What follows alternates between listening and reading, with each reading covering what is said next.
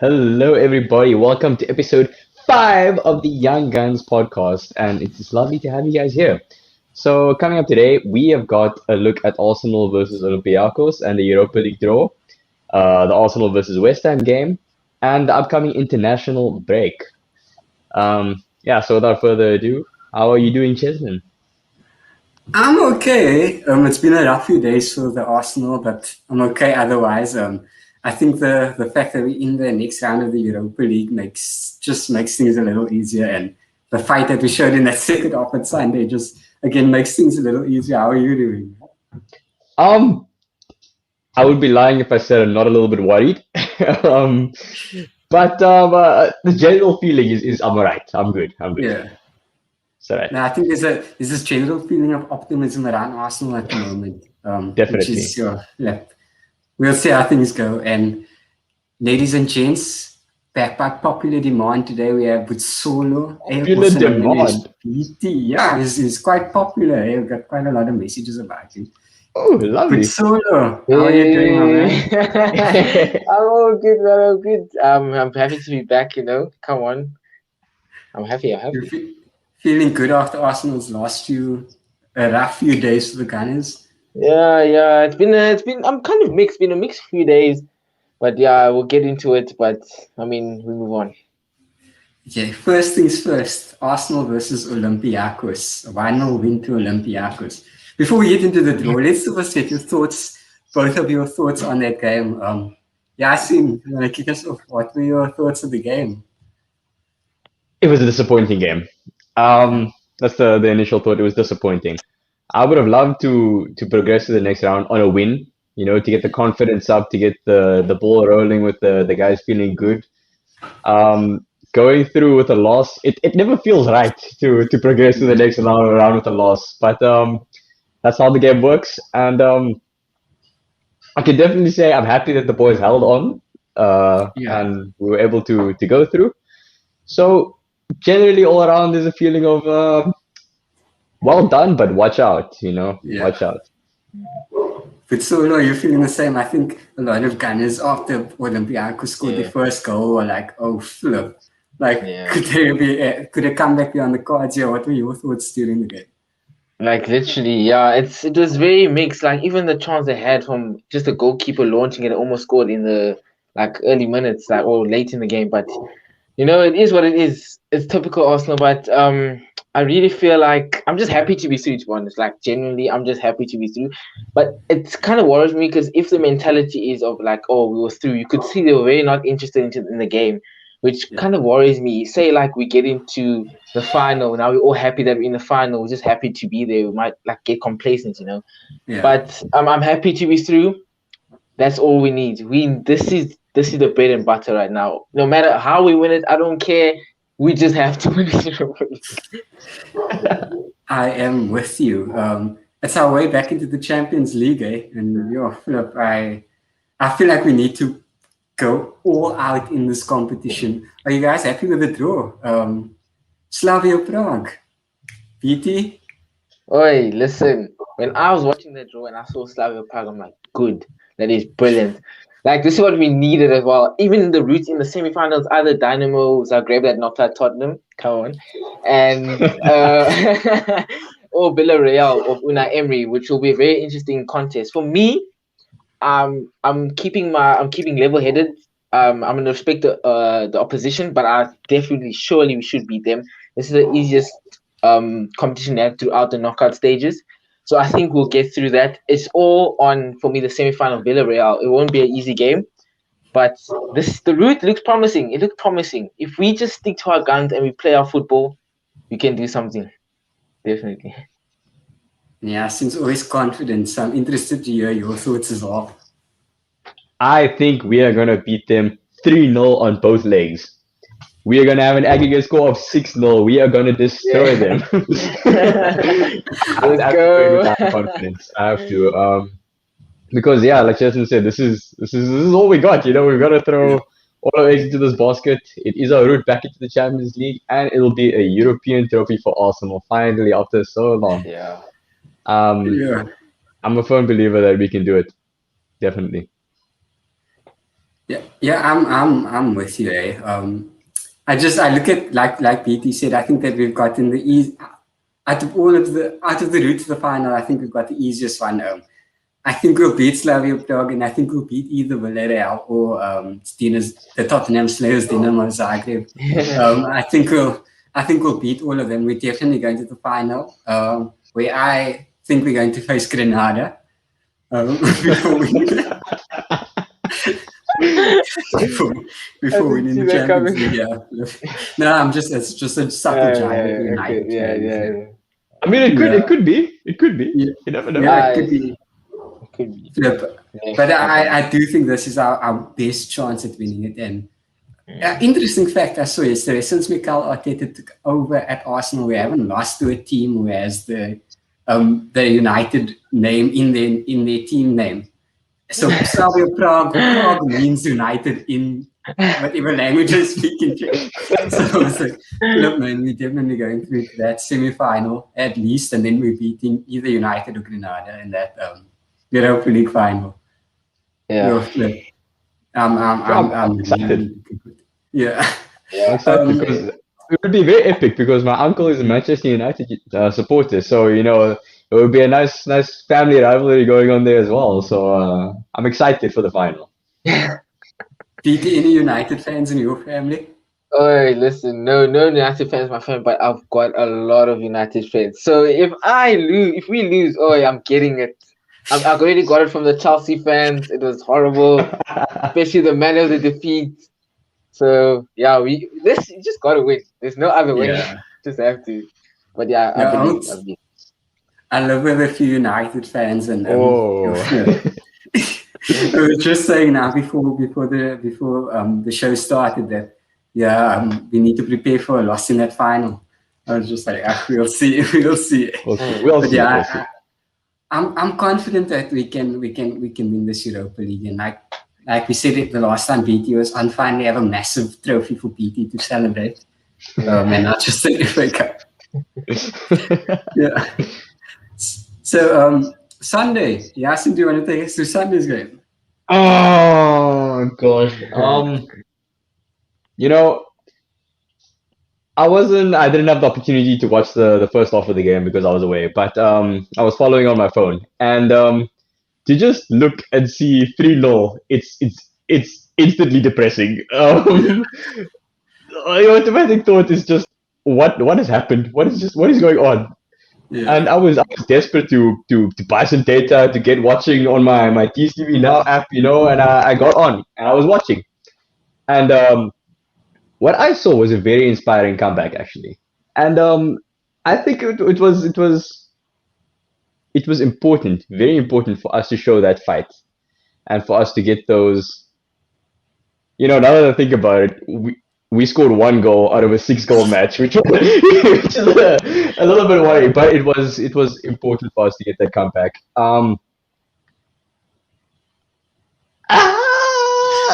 I don't know what I don't have much more to say about it, but Martin Odegaard, we need to get that guy on a permanent deal because he's made the difference. Wow. He's honestly, I can see him being our future. Martin Odegaard. PT, Odegaard. One thing I'm gonna start off. What I'm gonna say: sign Martin Odegaard now, please, right now. Hey, I might be gassing it up a little bit, but he was like the comeback, the character he showed was amazing. The way he carried the team and he drove us to at least a point. We could have even won that game. Like I'm Yeah. slightly even disappointed we didn't win the game. But like in terms of the game, away from Odegaard, I feel like the first half, I don't know what was happening. Firstly, like the first 10 minutes, I couldn't watch as well because my DSTV app wasn't working. I'm like, what is going on? Then I go in 5 minutes in, I see Lingard scores. I'm like, of all people as well. It's like, oh, why? And then the free kick, I was like, what? Did you score? Like, I Ah, was so like, how did this even happen?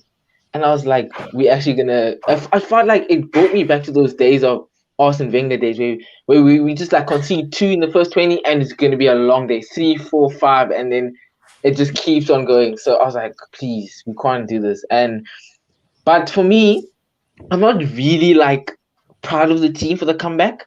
because why are we in the situation in the first place? Like, we didn't even look up for it. West Ham came in, pressed us, everything. I don't know what was going on. Like, we were losing the ball, they were pressing us. We were like in our half the whole time, and I was like, what is going on? So, but in terms of character-wise, I'm a little bit proud of the team. But why be in that situation in the first place, which is kind of worrying. But it's never easy to come back from 3-0 down. Learning, I've also played football. It's never easy to switch on your mind and be like, come on, let's go. So I pick up Martin Odegaard for that, and a special shout out to Callum Chambers. Callum Chambers was really, really good. Even last season, I saw him. I was surprised, like, wow, actually, he's actually quite a good player. So I've never forgotten about him. I've made sure, Callum Chambers is actually a really good player. So Hector Bellerin must be looking over his shoulder, because for me personally, he's not good enough, but he must be looking over his shoulder because he's got two players for me that are better than him in Cedric and Callum Chambers. So, I mean, mixed emotions. Could have won the game. If we'd won it, it would have been icing on the cake. But we just have the cake for today. We'll take it. We'll take it for the break, and then we restart again. Yeah. So I agree with both of you. I think that those first, I think it was 30 minutes, 35 minutes is absolutely incredible. Yeah, I've got a secret. Yeah, I love Jesse Lingard, and I would love it if he played for Arsenal. I think he's the biggest throw ever. When he scored, again, like, it's a confession of mine. When he scored, I was like, of course it's Lingard, man. Like, I just love him. I was like, look, I was watching it with my dad, and I was like, we need to sign this man. We need to sign him. I hope United will give him to Arsenal because he'll flip. He's just an English boy that loves to troll other fans. I think he would be amazing at that club. And again, I was very disappointed with those first 35 minutes. Lacazette, after the game, I'm not sure if you both saw that interview, where he said that the players hadn't actually, the word he uses was didn't respect the coach's plan for the game. And right after the game, said maybe respect isn't the right word. He thinks that Lacazette meant to say that they didn't execute or follow the coach's game. So yeah, I'm not sure what your guys' thoughts on that. Again, a lot of players a lot of fans, especially here in Cape Town, have been Arteta out. But to hear that from a player himself saying that it's not the coach, it's us as the players who's not following through with the coach's plans and tactics. What are your thoughts on that? BT, we'll start with you. I feel like I'm glad that Lacazette came out and took the ownership on the players, and I think I agree with him because sometimes it's not all on the manager to be 3-0 down the players. For me, it's an eye test. It's not even about tactics wise. It's like the body language, the pressing, the fighting, the keeping of the ball was all on the players, and the manager can only do so much. So yes. I agree that Lacazette of saying that it was the players 100%. Because in terms of the lineup, I think Arteta did what he did. I think it was a good lineup. There was not many faults, but yeah, I think that's the difference between the top players and the lesser players. Being able to follow the coach's instructions from the get-go and consistently. Consistency is like the main word, because our players will follow this game, that game. We either win, lose, draw, win, lose, draw. So it's all about the consistency for me. If we can, that's why we need to go in the market, get top players and are able to be consistent. And then if we can be consistent, I think we can go really far as a club. With Yaaseen? It's always worrying when a player says that, because you don't want a situation where the players end up throwing the manager under the bus. Because I mean that's not good. It's it'll see us lose points. It'll see us start losing, and that's never good. But I feel like those individuals that did not follow the plan need to be identified, and there needs to be some clarification there, because we'd all like to see the club succeed and the club to do well. And I feel like everybody needs to be in sync and everybody needs to be working together in order for the club to do well. But I don't think it's too big of a concern, considering the character that we showed and the fight that we put up. But it is a little bit concerning, definitely a little bit concerning. BT, you want to add to that? Yeah, I just want to say, but it's not, for me, it can't be really concerning. I don't think, because I mean, what have you been doing the whole season then? Like, I mean, the whole season they haven't been following the manager's instructions in general. So that's why for me, it's majority it's for the players for me because they're not good enough to be able to follow and be consistent. You know, so for me, it's not more of they should be called out. It's just they're not good enough. New players need to come in, and obviously it's easy to say this player must go out. This player always takes time in terms of transfer wise. But yeah, I feel like the players really needed to step up next season for next season. But yeah.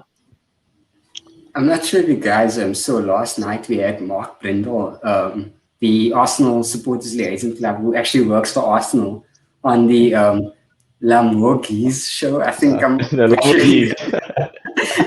I think I'm absolutely butchering that name. But yeah, they asked him his opinion, and he said that Arsenal fans, he encouraged us to be patient with Arteta. He said that Mikel, we saw in the January transfer window that a lot of the deadwood, a lot of those players that you guys have both spoken out, have started to be shipped out. And I think that, and he said that this next transfer window, when Arteta gets to ship the rest of them out and bring in his own players, we're going to see massive change at Arsenal. And he was saying that we can only truly judge Mikel next season. This season we can't judge him because he still has Unai's players, he still has some of English players. So it's going to be interesting, and it's to me it's awesome to hear that the club backs our manager the way that they do, because obviously he's a representative of the club. So I'm still Mikel in. Yeah. I don't think again I I've never thought he was the problem. Maybe a little bit. Mm. One after I can't remember which game it was. But yeah, I really think that the players need to start stepping up. I'm going to bring up a few stats from Sunday's game. Give us 1 second. Yeah, it was a very interesting game. I did not know that Arsenal dominated as much as we did. I look at position, I look at shots on target, I look at passes, I look at pass accuracy.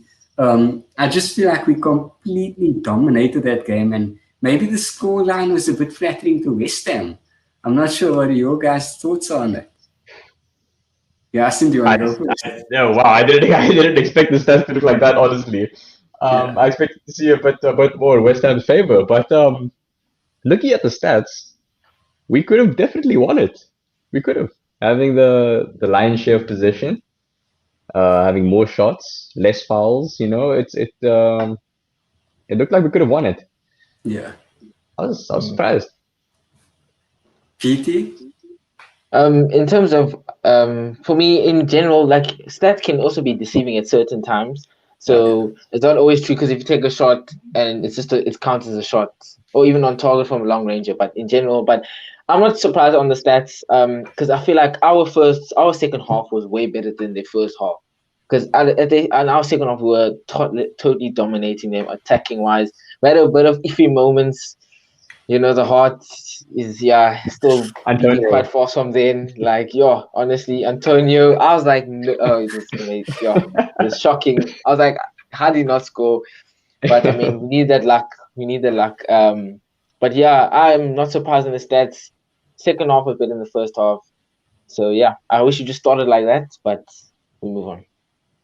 Yeah, it's always interesting to see the coaches again back to Arteta. It's always interesting to see the body language, and you could see he was extremely frustrated with the fact that we didn't get all 3 points. So I think that we are heading in the right direction.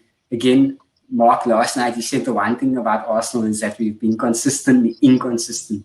So I think once we get that, once we get the once we get that consistency going, we're going to. It's only going to be up from here. So again, I'm begging Arsenal fans to be patient with Arteta. I know it's frustrating. We're a massive club. We should be in Champions League. Ninth isn't good Yeah. enough, but we'll get there. We will get there, and when we get there, we'll stay there, unlike Liverpool. So yeah, I think Can I can I can go I for say? it. Can I ask you guys something? Do you Yeah, guys think so? Obviously, people always look at the manager. But don't you also sometimes have to look above the manager and who's actually running the club in terms of recruitment wise, in terms of the board's backing? Because for many years, like our recruitment team has been terrible. Like we've been buying players like Mustafi, Xhaka, Kolasinac on the free, but like, or even in the season where I remember the Leicester season. We only bought Petr Cech in that season where we needed more. If we bought a few more players, we could have actually won that league. You know, everyone else was not in the league. It was just Leicester and us and Tottenham maybe in the race. So do you guys look at it? Because for me as well, I'm more on the board. If I can see the board is backing Arteta, then I can judge him fairly, which is fair for me.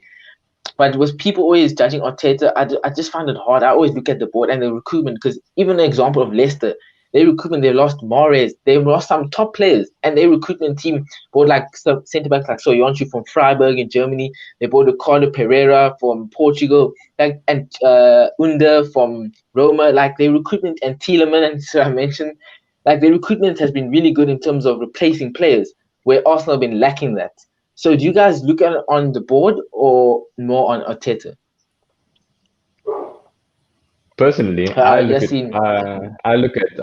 the Arteta. Okay, Arteta obviously has to say what he wants.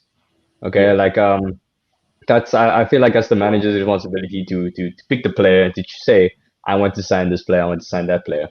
But now with that comes the board allocating the funds. Like, does he get permission to actually do it? I don't know about that. So I feel like in the upcoming transfer window, we'll really get to see if the board backs Arteta or not. Seeing how much they give him, and how they influence his decisions if they choose to do or not to. Yeah. So I feel like the board does play a very important role in the how the manager is perceived. Yeah. Yeah. And Chezlin? So I have been Krumke out for I don't know how long. Yeah. I don't see what he brings to our club.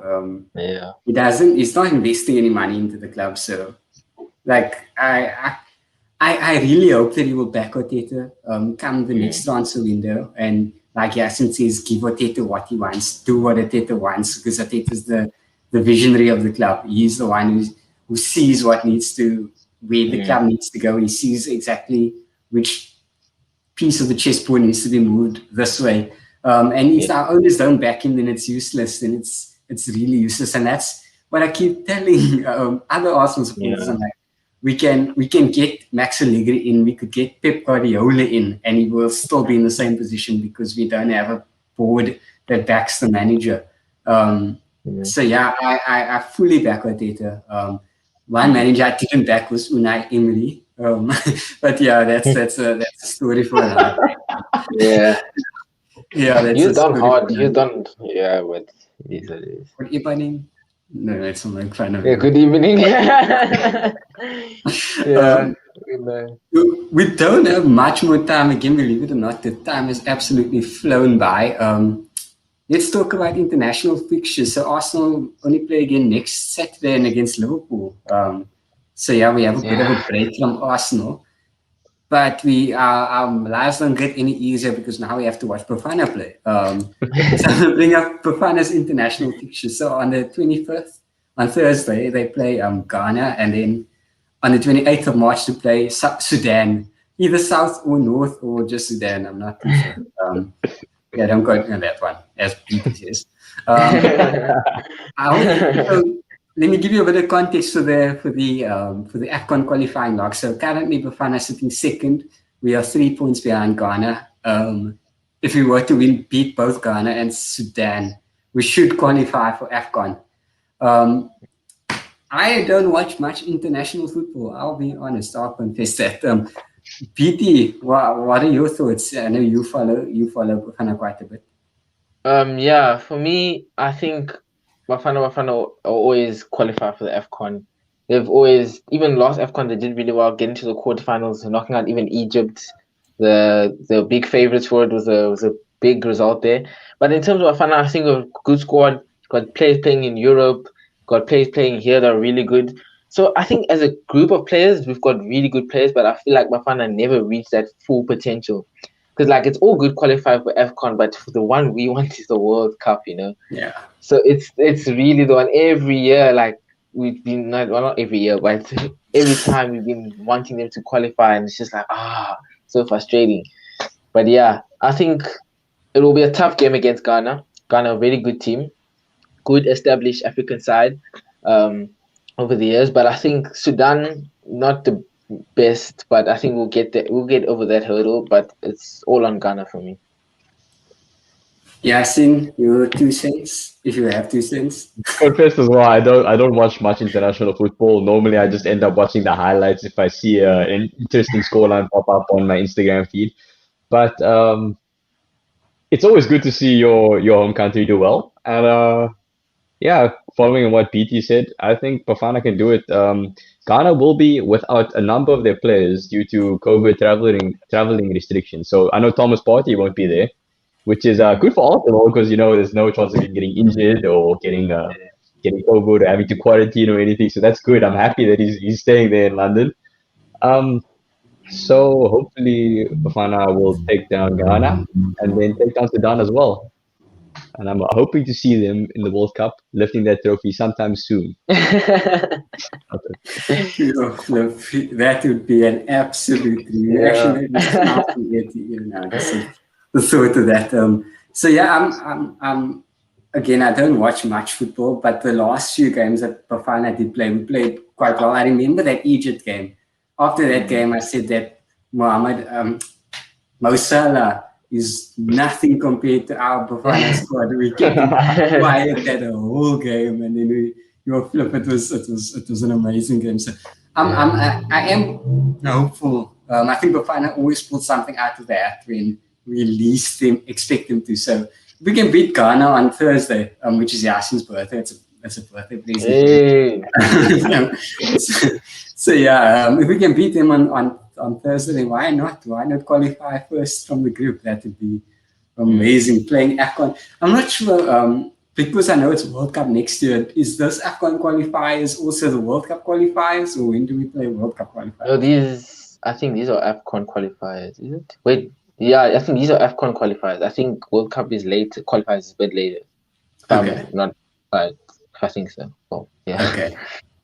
Yeah, it would be so awesome to see Bafana playing in the World Cup next year. Yeah, really would, because like we always support. Yeah, because always like supporting some different nation in the World Cup, and it's like I don't really feel the connection there. But yeah, I'm not sure how old you guys were in 2010. I was 7, 6. I remember 6. Trigger like this is when I feel old because I was 19 years old. So yeah, Flip, I remember the World Cup quite well. I remember going, Flip, it was insane. But to have that experience again, I always said if Bafana qualifies for a World Cup, I will go. But unless if I don't, then I'm not really gonna go because like PT says, like what connection do you have? Like I'm not gonna go watch Germany lift the World Cup. I would love to watch Bafana, even if they lose. I would love to watch them playing in another country and playing their hearts out. It would be amazing. So hopefully we can qualify for Qatar next year. I mean, at least they're helping you save money. I mean, yeah. And hopefully see Arsenal play soon, eh? Hopefully we can go to in the Champions League final. Champions League match, Champions League. A final, Champions League final. Against Granada. Or against the Tottenham Spurs. Yeah, but you guys, that's all we have for this episode. Again, this time always flies. BT, as always, it's so good to have you on the show. Yaaseen, again, it's Yaasin's birthday on Thursday. Send him a message on Instagram or wherever you have him on it. Like your flippers. Have a happy birthday, dude. I think you're 22. Thank you. On Thursday. 22. Yeah. Flip. Have an awesome day, dude. And I'm hoping Thank you. For fun, I can give you a massive surprise on Thursday. It would be a lovely birthday present.